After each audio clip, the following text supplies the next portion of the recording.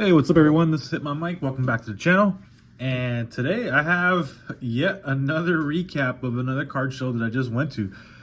So I'm recording this on July 27th, which is a Sunday. So yesterday, on Saturday the 26th, I attended the LA Card Fest that was held at the Courtyard in Monterey Park, California. So right outside of LA. It was really cool venue here, and it was a little small. We were pretty much packed, but it was really cool interacting. There was a lot of cool vendors that I made conversation with. Again, guys, if you hear my cat in the background, I apologize, but you know, she just wants to interact. Anyways, guys, so it's really cool. So I'll get into what I was able to accomplish. So I brought a handful of singles from Terrestrial Festival. The reason why I did that to sell was I feel like the cards that I had weren't PSA 10s, and obviously, you know, full disclosure, I let the vendors know, I let them look at it.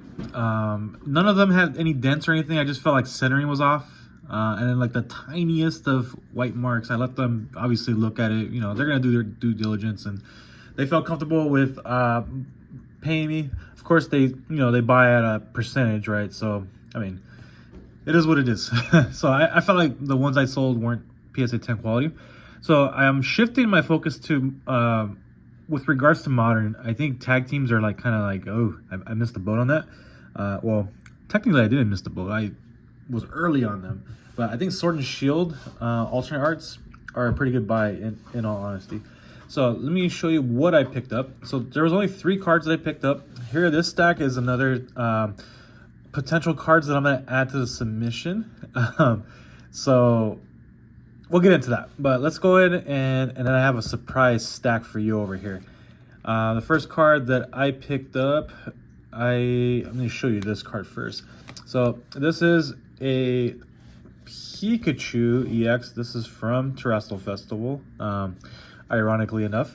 So let's take a look at it. I switched the sleeves up. There's a long story as to why I did that, but pretty mint. Otherwise, I felt like it was a good deal. I can't remember, market price was 30 or so, but I got it for 27. Wasn't too bad. Potentially some like lipping over here. The reason why I wanted to get this card though is because I pulled this in English from Prismatic when I was on vacation for my wife's family's wedding. So I wanted to get the Japanese counterpart to it, right? And I can see why the seller sold it. There's like a print line here, but this is going to go into the binder, so I'm not too worried about it. Again, I bought this with the intention of pairing it up with my English pool. It's a fond memory of mine. So that's that. Won't be grading that. And then these two, I actually picked up a slab, which I haven't done at a card show before. So the first card, I got this Galarian Articuno. I examined it up and down. I was very thorough with it. Centering looks good. And I didn't pay full price for this, so don't worry. Never pay full price, guys. Everything looks good. That's part of the little white mark you saw. That's part of the top loader. But this, I feel like out of the 3 birds, this one gets kind of slept on the most. I do plan on trying to get the Galarian Moltres, but I did buy one from a Discord a while back. And again, there was like, couldn't see in the pictures, there was like a little dent that I missed. And that, you gotta be careful when you're buying from raw cards from sellers. The hobby's been super optimized in recent years. So everyone's aware of the premiums you get from 10s, and so you're likely gonna not see 10 quality cards. It's a lot harder to just to sift through and pick them out. You gotta be kind of lucky and kind of early at shows to do that. But this one I felt like was a hidden gem. It was in this guy's binder, and I swear by it. I looked it up and down. No dents, no print lines. I feel like this is a gem mint copy. Then I saw that he also had the deity cards in PSA 10. Remember from a past video, I sold my Giratina and Dialga because I felt like they weren't 10s. Like they had clear edge wear that I missed a while back, and I got them like a few years ago.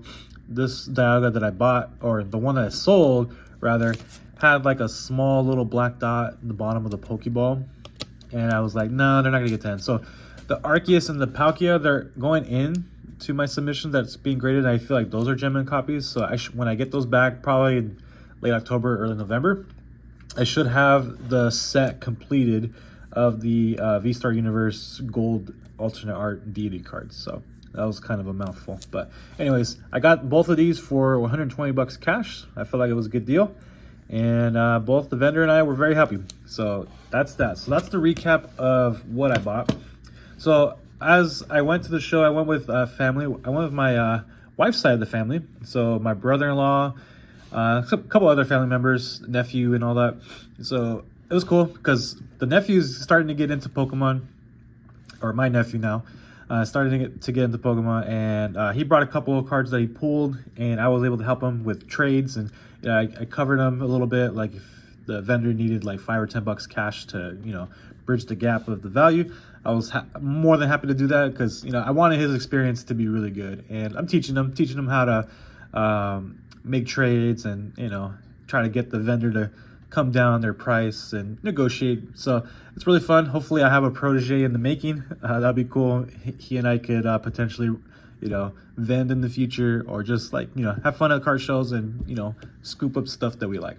So anyways, with family members, with extended family members, my wife's side, they gave me a stack of cards that they would like for me to review and see if I can include them in the submission. So he did give me a few like lower end trainer gallery cards. I have to double check like the pricing on these. With these lower value cards, they're like PSA 10 or bust. And then given that PSA has like $20, it's like $19.99 or $18.99 special, tens of these might be getting like 30, 35, 40 if we're lucky. So I'm not sure if I'm going to recommend sending these, so I won't spend too much time on that. These three, however, have some intrigue, or there's four, sorry.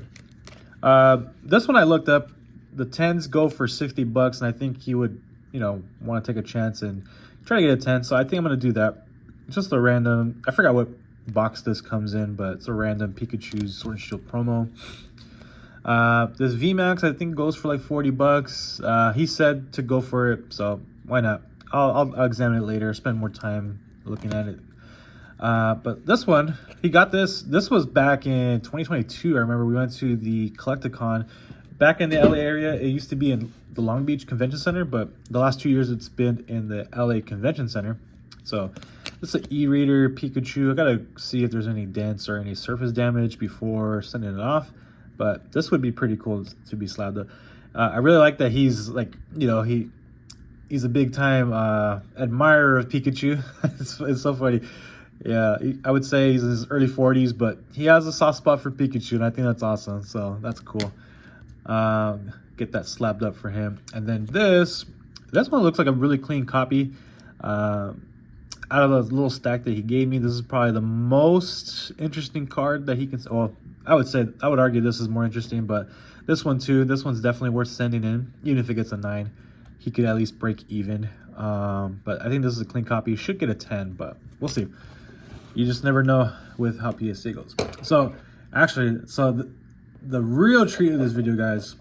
So brother-in-law also had a stack of vintage cards that were cards that he collected when he was younger.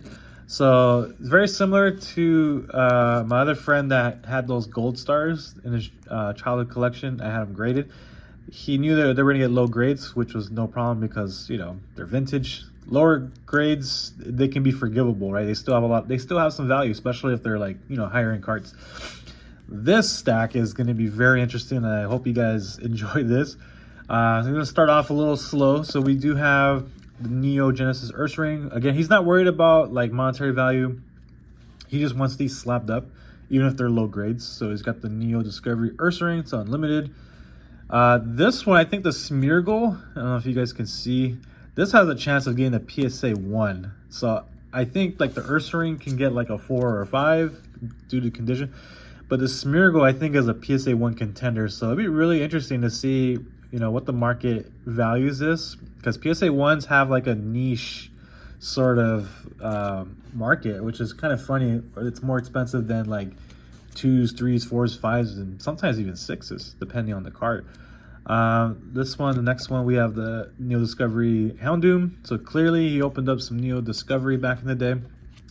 So now we're going to get into some more interesting cards.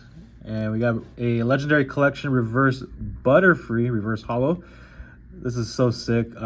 Beautiful artwork. I forgot that there's some kind of error in the jungle print version of Butterfree. There's some kind of error.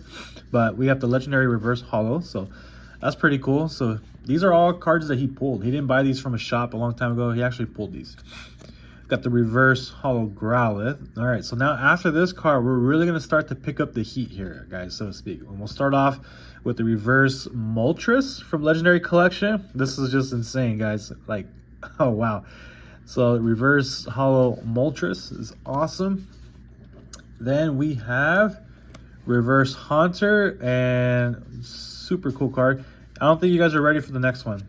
Okay, even if it's damaged, even if it's going to be a low grade, I'm not sure if you're ready. So here we go. We have the Reverse Christopher Rush Mewtwo Reverse Holo from Legendary Collection. It's very rare we have like any Western artists featured in Pokemon cards. So Christopher Rush. The other one I can think of is like Craig Turvey from the Snorlax promo that I used to have in a 10.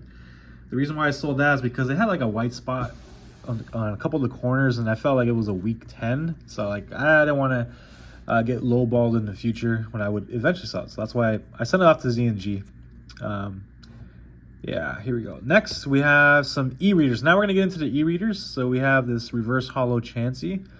So again, guys, I'm not expecting anything above PSA 6s. Probably not even PSA 5s. PSA 5s and below with this stack. So we have the Chansey. Then we have the Holo Blissey. Super cool. Like, you just don't see these cards often. It's gonna be fantastic. We got a Reverse Holo Togetic from Aquapolis. Gotta love seeing that. Now we're gonna get even crazier, guys. We have a Reverse Holo Rapidash from Expedition, and then we have here it's a Reverse Holo Muck from Aquapolis as well. Okay, 1 second, guys. Let me put my cat on the floor. And here we go. We have a Reverse Holo Squirtle from Expedition. It gets better. Don't have the War Turtle, but I do have Reverse Holo Blastoise, guys. Look at the big man Blastoise. Hell yeah, this is so cool. Regardless of what grade it gets, it's going to be fun sending that in. And then we have a Reverse Holo Poliwrath from Expedition. And then to cap off the final card of this stack, don't expect it to get high grade, but look at just how crazy this card is. We got the Holo Suicune from Aquapolis. Yeah, so this is going to be fun to add to the submission. I haven't sent those cards out yet that I revealed in the other video. I may consider doing this as a separate order, just so I can have more content with another PSA return video. That'd be pretty cool. Let me see, 1, 2, 3, 4, 5, 6, 7, 8, 9, 10, 11, 12, 13, 14, 15, 16, 17. Plus a few of these, you know, my brother-in-law can just have his own submission. But I might want to save on the shipping, so I just might as well just put it all together. But yeah, there you have it, guys. Fun weekend. Even though I wasn't expecting this stack, I did come away with some nice cards. This one's for PC. This one I'm going to grade. And yeah. If you guys like the content, you want to follow my collecting journey, I give my occasional opinions on the market and all that, please like and subscribe, and I will catch you guys on the next one. Peace.